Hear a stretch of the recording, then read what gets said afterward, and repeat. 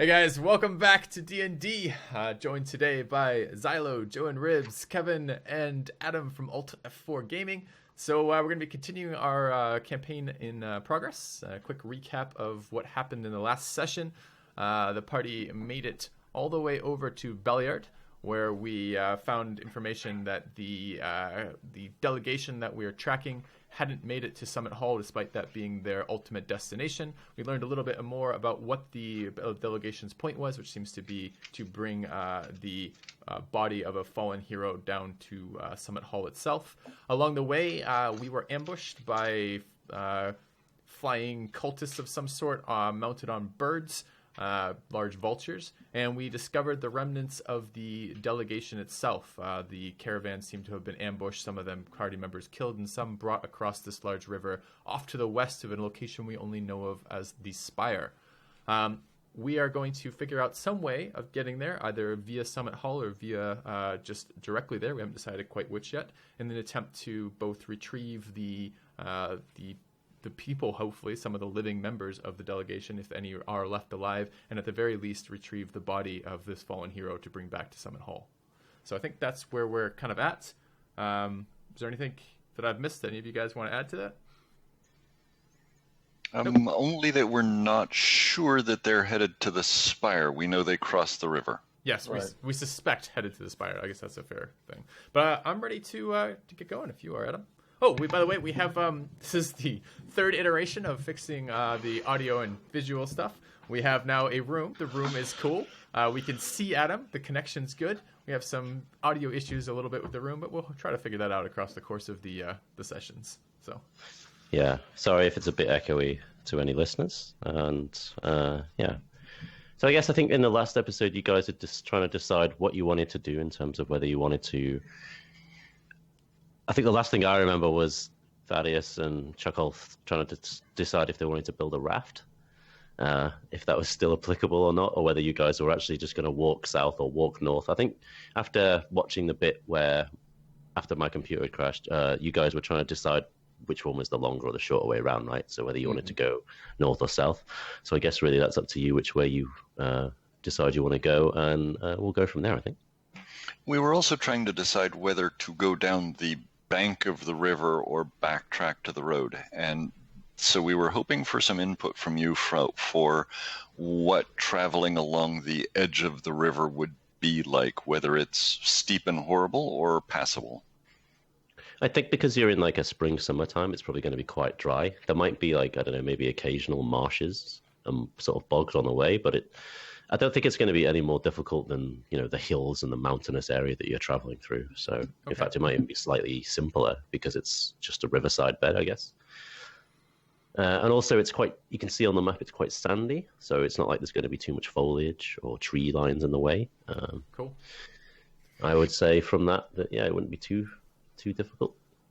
But for sure, we put to bed the whole thought of trying to get across the river, right? Yeah. Good. Well, we're not. I didn't want to see everyone die. I mean, yeah. I'd be happy to try to paddle Thaddeus across. He could float, and we could No, I think that would be. I have amazing breath control. Everyone, just climb aboard me. You're a bit cramped on a small dwarf, but we could maybe make it work. I'm super up for the idea of if when we're traveling south along the river, we come across some fishermen or something with a boat, then we ask them. I'm totally up for that. But the whole rafting or swimming. Yeah. I like the idea of building one, but I didn't see a lot of materials around it. I think it will take longer anyways. So I guess the question then is, if we start heading south and looking for options across the river as soon as possible versus immediately heading east to Summit Hall, right, and going that route. And I'm worried about that timing. I mean, we're if we look at this, we're 3 hexes away. That's 12 miles. It's 12 miles across country, not on a road. We can maybe backtrack the way we've just come through that little passage and maybe make it a little bit quicker. But even then, we're gonna then go Summit Hall, ride to the bridge down at down at Wamford, and then ride north into that. We're talking minimal 5 or 6 hexes either side. So 12, so 4. We're talking about 50 miles. It's pretty close to nightfall, isn't it? I forget exactly what time it is. I feel like what Thaddeus said or mentioned earlier, which was that these guys were ambushed like 4-ish days ago, kind of means that the time thing isn't really quite as crucial. Okay. Because, if it was 4 days ago, then, that they were likely to be killed. They were probably already killed. You got to the site of the ambush at 6 p.m. Okay. So it is fairly late in the evening right now. So maybe if we go to Summit Hall, we get to sleep in a bed tonight instead of setting up a camp, which would be a bonus. Beds are overrated. I don't know if we can get through 12 miles back to Summit Hall before nightfall if it's already evening. What did we decide the horses were moving at? Mike, if we're not pushing them, what's an average horse speed? 6, 8? I think it was like 6 miles an hour, I hour. believe. 6 miles an hour. Okay. Yeah, so it's a I think you couple could push them to like 8 to 10 maybe, depending on the terrain. Jesus, yeah, pushing horses in the dark seems like a quick way for a broken leg or something, though. But still, if it's only 6, then 2 hours of travel, even 3 hours of travel, we're just into the early night. For the sake of continuing on, I will abstain from the vote. So if we just want to maybe put it to vote right now. Are there any other pros and cons? I'm kind of torn either way. I could see either side being me too. valid. So we're just two middle, undecided essentially. I see no evidence. Yeah, I'm fine with going down the river for a bit and setting up camp. If we don't see anything for 8 miles or something, how about that? I mean, if you want, I guess my as unbiased opinion as possible, the pro of going south would be that you've never really gone that way before. Mm-hmm. But that's the only thing I could really think of. We're not talking about north or south in terms of right. We're up to Belliard or down to Womford. We're talking about Summit Hall and then south, or I see. South down the river. Yeah. We're decided that we're is going a road. south. So I would say theoretically that because it's labeled as a road, I'm going to allow you that's going to let you travel faster because it's a road, right? Right. So it's going to be smoother and easier to follow. So I would maybe we could add maybe another mile per hour or 2 on top because you can travel easier and your horses will travel easier if you want to do that. Do it that way. I like the math with 6 and 8 for 4 tile grids. So if you want to make horses move at 8 on road and 6 the rest of it, that'd be great. All right, let's do that. Or 4 and 8 even. I don't care. Slower. If you want slower off road, I don't really care. We just need some way to estimate the time. Should we do that? Are we happy with 4 and 8? Or 6 and 8? Whichever one you guys want to do. 6 and 8. All right, let's do that. Yeah, because we said 6 originally, so we'll go with that. Okay, 6 and 8 sounds pretty good for road versus non-road versus road. Okay, I guess if we're voting, I'm happy to vote. If we would like to, just someone has a very strong feeling of this, I'm also happy to just abstain and go with that because I have a slight preference, but it's pretty slight. If it's 6 and 8, then I don't see any reason why we wouldn't just go to Summit Hall, since it's basically the same time. The only difference is we can't accidentally find a river crossing if we're on the road. Yeah. Okay. Yep. I'd like to go Fair south down the river. I'd rather go south down the river. Yeah, That's what okay. Tim would do too. Thaddeus? I'll follow. I don't feel strongly one way or the other, I suppose. Sniven? South. Okay, I vote south as well. Let's head south down the river then. All right. So our goal is to travel a couple hours south and then make camp once. I mean, I guess nightfall is probably 7 or 8. So maybe a little bit after nightfall then we'll make camp if we don't find something. And our goal is to be looking for boats to hire, fishermen to strong arm Or some fords. method across. Yeah, or if the river shallows out and gets a little bit wider, for example, where there might be a ford or a crossing of some sort that we could do. So how many hours did you say you were happy traveling? Actually, I was just about to amend that, which is, I mean, if we're traveling on relatively clear riverbank, we could probably keep the horses at a slower pace and move on. If there's no reason that we have to camp for the night, I mean, I have the stamina to keep pushing on, and as long as we're not breaking horses' legs, I mean, I see in the dark. I'm not worried about darkness for darkness' sake. No, and we're totally protected on our entire western flank. It's not like we're going to get charged out of the river probably, so we could just slowly plod along the bank for several hours. Yeah, and that might save, again, if this might be the compromise, because the worry is something's happening to the abducted members. So So I guess let's head south for at least a couple hours and make a new decision about whether or not we want to continue. Okay. So we're gonna, Sure. So that's 12 miles. So that gets you, I'd say, 3 hexes. Okay, so we're looking out the So- entire way for fishermen, locals, anyone with any boats or marks of boats or fords. So if we need to do anything for rolling for any of that, please let us know because we're trying to find ways across this river. Okay, so let's say a perception check per hex. So Okay. 3 hexes. Whoever's doing that, like, I guess if you Uh, all want to do it, then that's going to be 15 rolls. So maybe we should condense it down to. Siva's not doing it. Right. I'd be doing it. Okay, so if you want to do that, just for that, And Okay. Thaddeus is doing it. sure. I'm gonna make one too. All right. All right, I guess, but I hear Adam's point. Like, it becomes very unfair. I'm just if we're- making one. Let's just do. Yeah, I guess you can do. one per You'll hex do a each hex, or something. hex Okay. each, yeah, or All right. something. You take it in turns, whatever. Okay. And then I'm gonna roll to see. So you need, three perception? Just one's fine. One from Oh, each of okay. us. Yep. So one from you two, Thaddeus. Oh, Ooh, look at that. 23 and a 24 from us. on advantage. Sorry about that. But you have advantage because you have. You do this- have advantage. Your shield gives you your advantage on shield. perception. Right. That's why you do the perception checks. Okay, 2 seconds. Highest roll and advantage. Yeah. All right.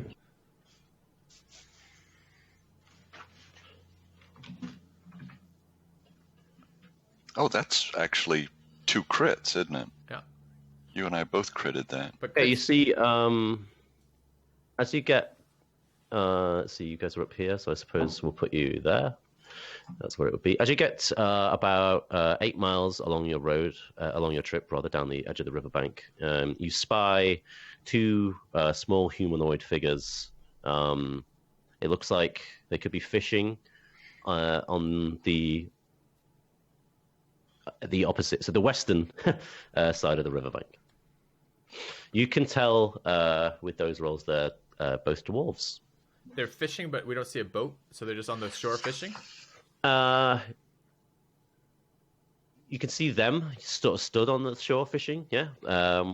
There's a lot of sort of foliage around them, but there doesn't seem to be any sort of boats or anything that they're using to do that. How wide is the river here? So where are we? We're here. It's not quite half a mile, but it's maybe just a little bit under. So it's still quite wide though. Still death trap. Okay.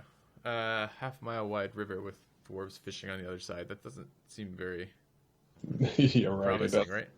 right? We could still hail them. Yeah, Thaddeus. These are your kin. Perhaps you might have some luck with it? Or Sniven, or... I just... Yeah. These I random guess- dwarves are not likely to, like be very friendly towards a half-drow in the dark. You know what I mean? Like, Right. I'm not sure I should be chatting with them here. And it is still light enough so that they, obviously, if we can see them, they can see us. Well, you traveled for what, 2 hours, so it's now like 8 p.m. So yeah, I'd say that's okay. All right. Excuse me. Yeah, I'd like to wave my arms about and say maybe just give a great big hoot and holler and see if they can actually hear us over the water even. Let me see if I can help. I will cast dancing lights, and I will have them hover around Thaddeus. So it kind of That's a cantrip, right? yeah. Yeah. So it kind of Cool. outlines Okay. him a little bit to help with that. Why don't you cast fairy fire on me, and then when somebody attacks, it'll... So No, you I'm see- kidding. You see the dwarf like casting out and then pulling in and casting out. It seems they're doing like quite a fast form of fishing, maybe like fly fishing or something. And then as you wave, one of them sort of goes to swing and then sort of pauses and then sort of points, and you can see that he's talking to his friend, and then the other guy sort of nods to him, and then they both just go like that. Oh, well, this is You great. you can see, your role is going to still persist in the same way. So you can see that they're maybe trying to speak to you, like maybe shout back or something, but you can't hear anything over the waves or just the general distance. Fuck. How are we going to communicate complex information to them right now? You know, guys, I don't think this is going to be a very fruitful endeavor. Well, we just And cheered. any of you guys have like an animal that can fly or something? Maybe could take a message across. That would be extremely helpful here, wouldn't it? Is that a self-poke right there? Well, I mean, at the very least, I suppose we've just made 2 random dwarves night a little bit merrier. We could just continue on our way with no harm done. It's only taken a moment, no resources. I would like to find an Elf familiar as a ritual for the next hour. You guys have fun talking to the dwarves. Can you change your familiar after you've picked one? Yeah, I think so. Yeah, I can dismiss it at any point. Shit. Oh, I thought you'd basically fucked yourself by picking a cat, but never mind. I guess I'm not entirely sure about that. I assume so. Yeah, you can adopt it. Can't have more than one familiar at a time. If you cast a spell when you already have a familiar, you can instead cause it to adopt a new form. Great, perfect. Okay, so you're gonna what? Oh, so it's still Mr. Snibbles. Good. You're gonna stay there for an hour while he does this and hope that they stay there. This seems like a low priority, a low percentage thing to me. It seems we need them to we need them to understand. The familiar can't talk, so he'd have to carry like a written piece of paper back and forth, and we'd have to assume there's a boat on the other side. And I see these are just guys fishing on the shore. Why do we assume they have a boat? Right. Even if you could talk to them, what are you gonna try to convince them to do? Swim over to us, and then we'd like ride on their backs? No, you'd say go home. Don't you know dwarves are famous for that? Boat, right? Go home, get your boat, come over, and meet a whole bunch of random strangers in the dark. It's the worst Craigslist. Well, but we could just offer. We could say it's really important for us to cross the river tonight. We'd be happy to pay you for your trouble. And okay, I mean that seems like there's a decent way to approach that if they have a boat, but we don't know if they have a boat. If we had any intelligence, if we could have like something fly over and see if they had a boat, that'd be perfect. Right. Okay, so how about, since we're going to stay here an hour anyways, and at some point we're going to need a long rest, then how about we just start long resting now and the hour can overlap? What? He's saying call it a night, camp here, and I don't want to call it a night. Do we need a long rest at all? I mean, at some point we're going to have to long rest at least once before we get there, so... You're just going to get tired as characters, yeah. Right. So, either it happens 8 hours now, or it happens 8 hours, 8 hours later. Oh, I see. So you're like, okay, well... It's just double dipping the hour. Okay, sure. We can set up and... Sorry, go ahead, Thaddeus. I didn't mean to interrupt. I was just going to say I'm content to keep on moving. We've only done a quarter of the river. The further we go south, the further we have to come north, presumably. But another 2 hours south isn't going to make a huge difference, probably. I'm now halfway through summoning my Elf familiar. I like it. Okay, if we just want to wait, that's fine. All right, yeah, sure. I think at this point, if he is halfway through this, let's wait and see what. Thaddeus, would you like to draft? Would you like to? I assume they're Dwarven. They're going to read Dwarven. You want to draft a message for them, and there you go. That'd be helpful. Perfect. I'd be happy to do so. Excellent. All right. So you wait another 30 minutes, I guess, and in that time you write. Have you got? I presume your character's got some sort of parchment or paper or something. Yeah. So yeah. I mean, no one took a useful cantrip, right? None of the messaging cantrips of any sort, because that'd be really useful right about now. It only goes 120 foot. I just checked. Oh, really? Yeah. Worst messaging cantrip ever. I was like, oh, if someone had message, they could. And I was like, oh, no, actually, no, they can't. It's miles away. So. Okay. Really? There's got to be one that goes more than 120 feet. I can throw a rock that far. I know, seriously. The cantrip is shitty. There's higher level spells that you can do much, much further. Okay. But no one takes those because, Who needs to talk across a half a mile? Yeah. Right, yeah. Because at that point, you could fly across the river if you're using a level 3 spell to do something. So. Right. Okay, so... All right, so I'll write out a message requesting aid and offering reward, and saying that it is a matter of dwarven honor that we continue to pursue our mission into the hills across the river. Oh, you could mention something about the whole dead knight in the dwarven town. Yeah, get their honor thing going. Yeah, Maybe send them this too. I'd like to hand the bloodied sigil from the armor. Oh. Nice. Get that duty honor thing going for sure. Well, the risk, unless they are in some ways entangled with whatever's going on, if they are evil dwarven cultists on dinner break, Fishing? Right, fishing for their dinner. Everybody takes a weekend. Right. and so we're like, hey, we're chasing your boss. Want to come help us? I wasn't sure I wanted to give them that much. Then I'll turn to Thaddeus and say, then I understand your suspicion of strangers, but I think even here we can just be prepared if that's the case. If they come across and we see 5 extra people in their boat, or they see something weird, we can kill them when they land. I think we'll be okay. So do you want to just quickly type out in Roll20 what you actually write? Yes. That's a horrible idea. Dear Dwarven dude. Okay. As Thaddeus is drafting his message and Tim is summoning his owl, I'm just going to keep watch. Just keep an eye to our east and the rest of it. So. What about you, Zalo? Sniven's not doing much. He's not in a town. He's kind of just sweet talk anyone. standing around, waiting for something interesting to happen. Okay.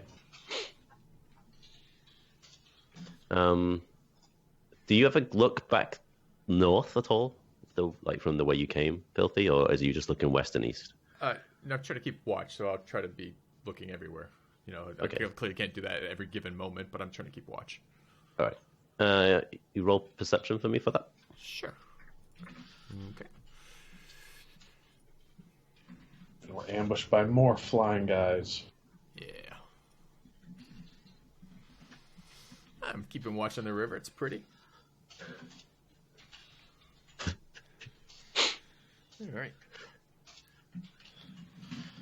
So I guess I'm kind of a little distracted at the moment. Like I've got this weird itching on the side of my chest, and I'm just kind of absent-mindedly itching at that as I'm kind of looking over the river, a little distracted by the dwarves throwing their fishing rods. Are they still over there, by the way?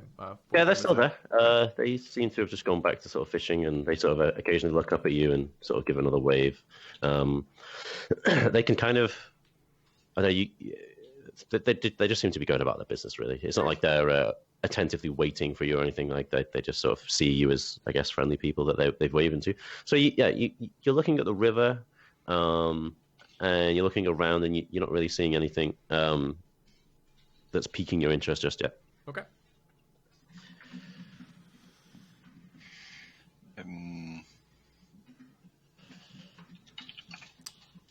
I turn to Thaddeus and say, probably a few words will be enough. Okay. I'm writing a book. Don't slow me down. Have you just got like a pile of parchments that are throwing over your shoulder? No, I can't say it that way. Okay. Can you read that in the Thaddeus voice? Dear dwarven allies, we are weary travelers on a quest to restore dwarven honor. Delegates of Mirabar have been ambushed and taken across this river. We beg your help to cross. We would happily reward your service if you can provide passage. Signed, Awesome McThaddeus. Actually, I probably should put my signature. I am not entirely unknown in these parts. Right. Okay. So Tim's... Do you want to describe the owl you summon? Or have you got a particular owl in mind, or... Right, well, this is Mr. Snibbles again. He's just looking a little bit different now. Mr. Snibbles is a big grey owl. Just imagine if my cat... was an owl. Zephyr, let go of your blanket. Was an owl. Okay. Excellent. So like a raptor with wings. All right. So I guess we will attach the message. So different from owls. Someone just said in the background, cats are different from owls. Thank God we have fact checks in this show. This is very important. I will attempt to attach the message perhaps with a little bit of string or twine or just fabric to the owl's leg, if I can go near the owl. Otherwise, I'll ask Tim. I'll ask Tim to do that actually. Tim, could you tie it to Mr. You call him Mr. Snibbles, like different than Mr. Nibbles? It's the same creature, so he's keeping the name. Yeah, but I thought the name was Mr. Nibbles. Yeah, Mr. okay. Nibbles. Okay, there's no. I'm pretty sure he said Snibbles as well. Yeah. And the mirror well, he bar can just carry that. swatch. And the mirror bar swatch. So that was just a piece of cloth, right? That you torn off his shoulder or something. I think. Yeah. Yeah. So that's fine. Or it might be. So you've got I think all of you start with at least 20 foot of rope or whatever. So you can easily chop a piece off that and I guess tie it to the its leg or its wing or whatever. Tie it into a bundle and let it carry it even.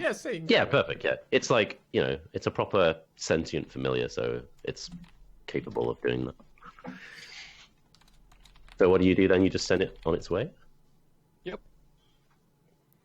Okay, so let's see.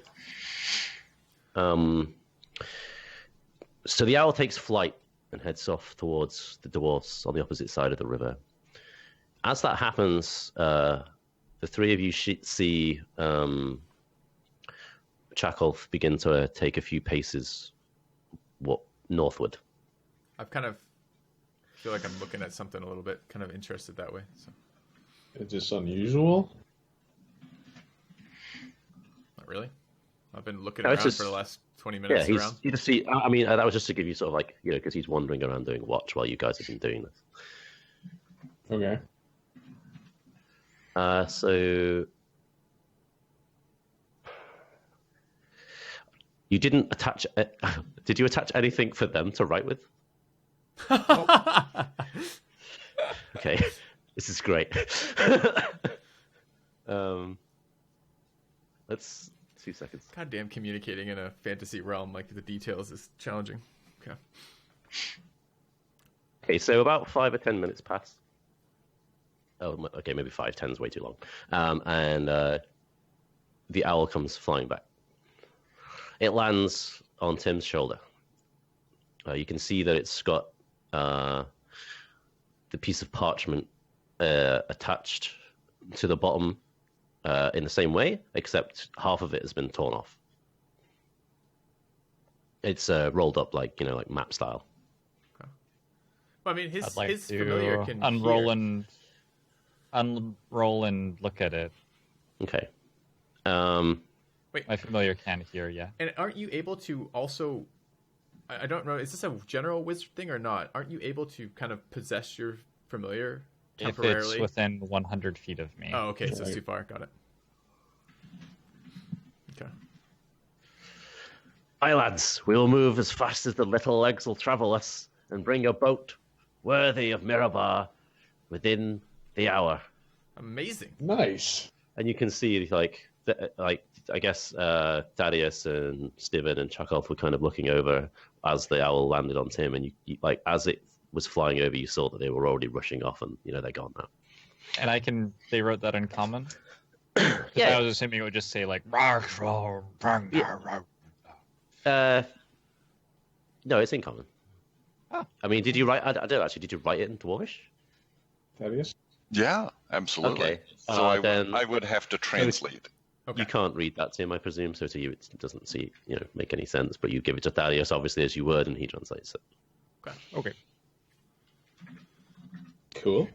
What do you want to? He unrolls it, looks at it, and says, "It's total gibberish," and throws it in the river. Yeah. Unfortunately, don't say that because that does seem very in character with Tim. So let's. Apparently, they're brain-damaged dwarves. It's not even in English or common. Well, So, what would you like to do? job, For that? Thaddeus. I guess wait.